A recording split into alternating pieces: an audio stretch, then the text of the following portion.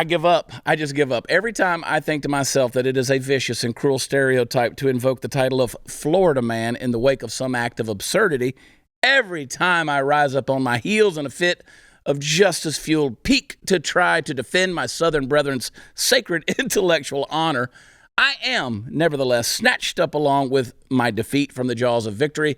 Let me just start with this quote from the title of an article on TheBlaze. Florida driver receives oral sex, slams head-on into FedEx truck. Now, if that isn't headline news, I don't know what is. Now, you might be thinking to yourself, there's absolutely positively no way that Chad can wax philosophical for a few minutes about this topic. It's just going to be a bunch of dick jokes. Fear not, my friends. I am a student sitting at the knee of the Muse itself, a practitioner of the sacred art of elocution, a timely sage for the timeless age.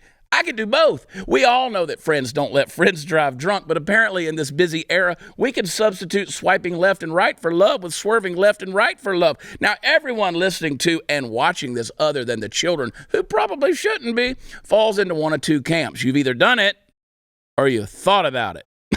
Modesty and possibly a healthy fear of the criminal justice system forbids that I weigh in too heavily on the personal side of this issue, and lack of disclosure might well be the better part of valor. But let's all view this beautiful tragedy unfold from the first relatively equal playing field. We've all thought about it. So I can't judge these people too harshly, and neither can you. You can't do it, don't do it. But it gets better because they were both naked at the time they made contact with the FedEx truck.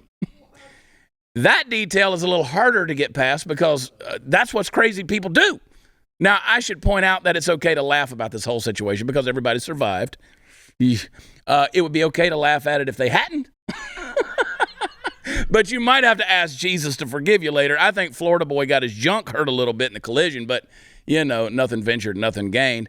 Now, it's at this point that you're probably expecting me to moralize over this situation.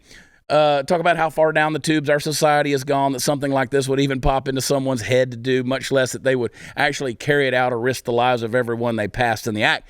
But nah, I'm not going to take that route. Not with this. This is a Florida man and a Florida woman doing the wild and crazy crap God apparently made them to do. You and I both know this, that if they'd found a hog-tied alligator in the trunk after this, you wouldn't be surprised. You know that if these two turned out to be meth kingpins celebrating the provision of their product to their 1 millionth customer, you wouldn't be surprised. And you know that if the driver of the FedEx truck turned out to be their long-lost son delivering meth-addicted alligators to a local veterinarian for substance abuse treatment, you wouldn't be surprised at that either. Florida man and Florida woman are no reflection whatsoever on the overall downslide of the rest of the country, folks. They're their own unique phenomenon placed here by the good Lord so that we might be entertained. And if you don't think that story's entertaining, I suggest you lighten up a bit. Loosen your buttholes. That will get you in a whole different kind of wreck. Maybe don't lighten up as much as Florida man, but hey, lighten up. Wow. You know, all I can say is he came and went at the same time.